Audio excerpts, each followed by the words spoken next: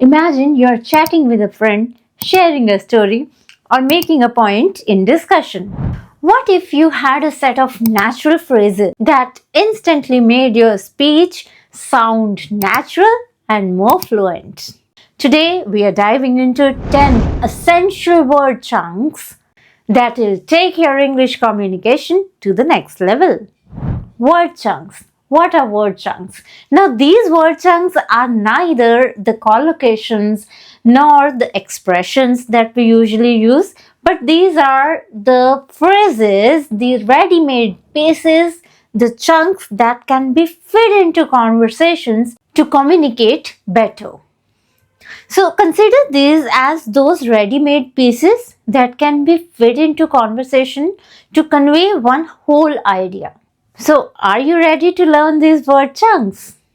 Welcome to Fluency Goals. I am Mandeep, your English coach. So, let's begin our journey to better our communication.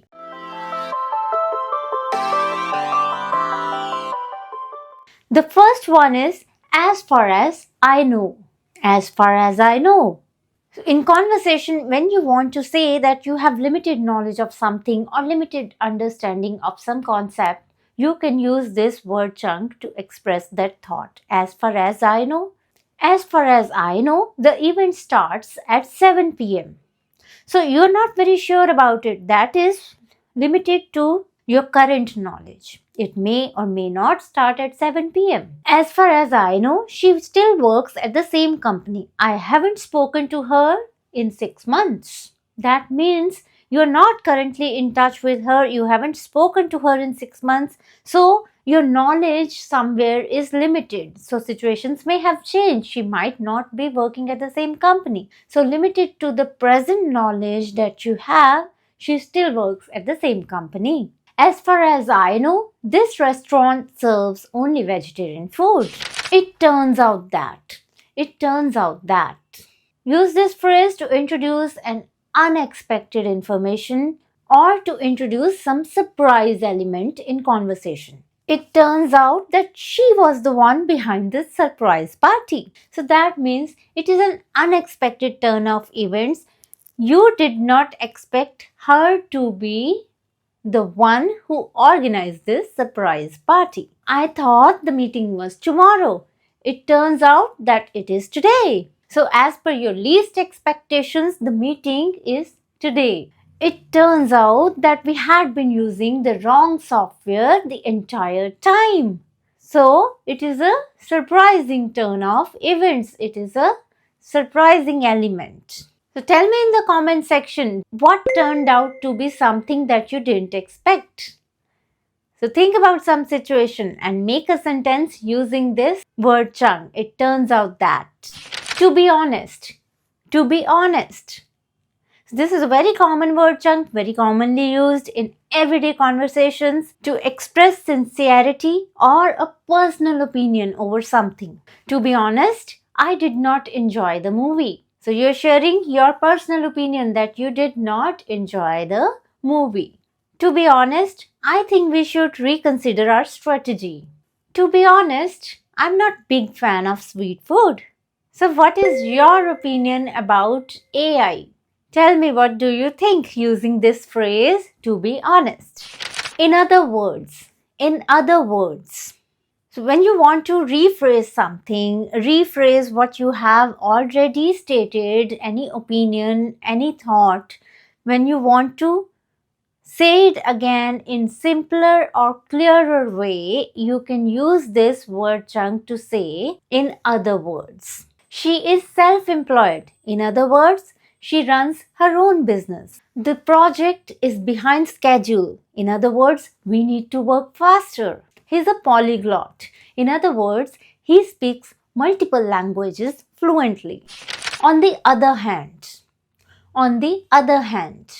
use this word chunk to express the contrasting point of view when you want to contradict something or when you want to present completely another idea or another set of opinion that is contrast to the original idea or opinion. I love summer because of the sunshine. On the other hand, I hate extreme heat.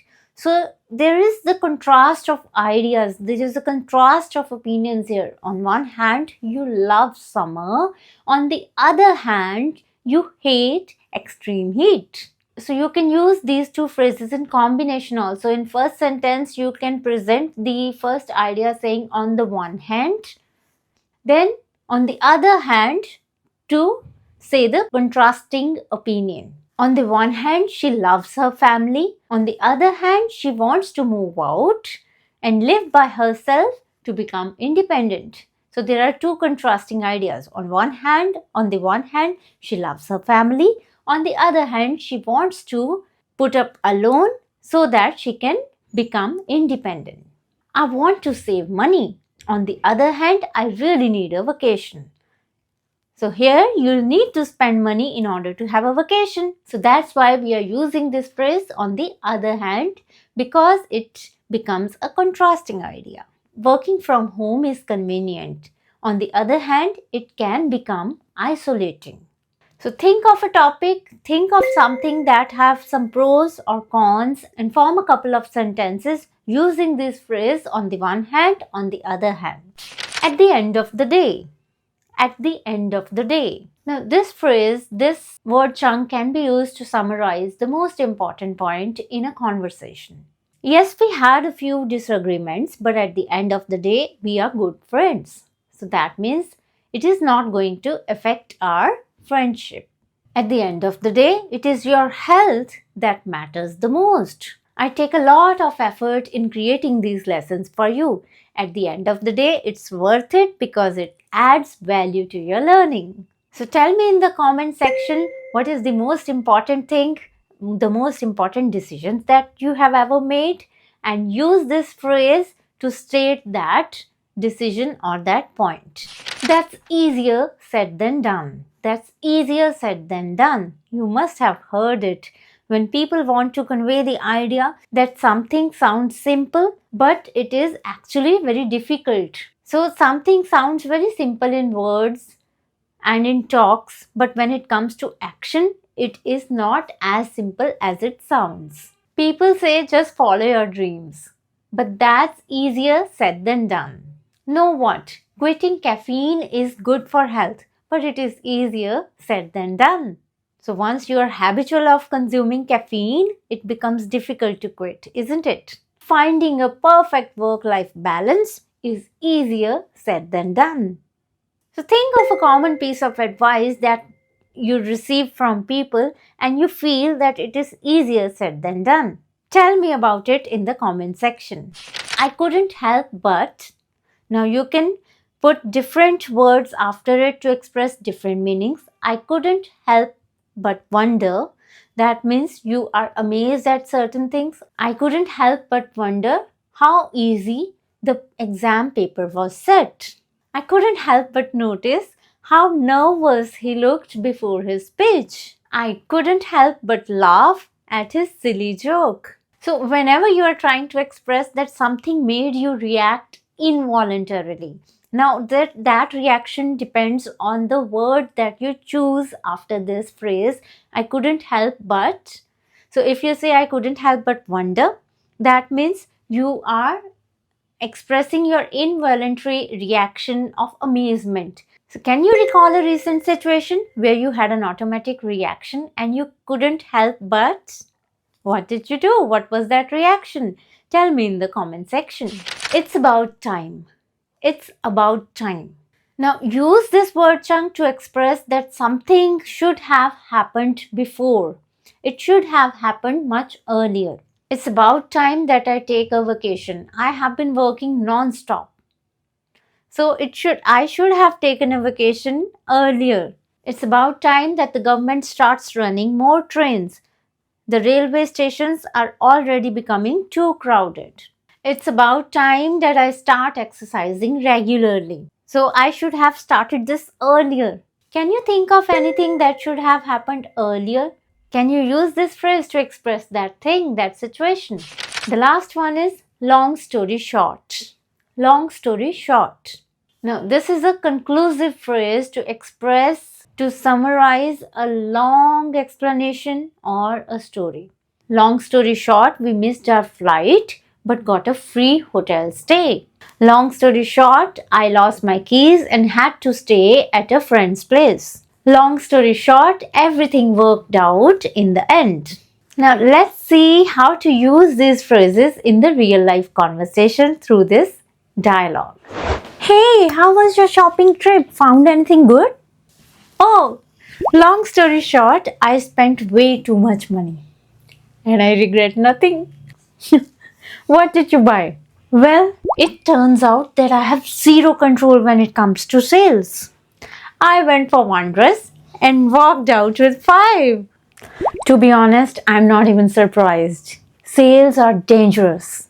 Right. And as far as I know, buying something on sales means saving money. Nice try. On the other hand, if you like what you bought, then it's worth it. Exactly. But at the end of the day, my bank account is crying. I can imagine. Oh, I couldn't help but notice you were carrying another bag. What else did you buy?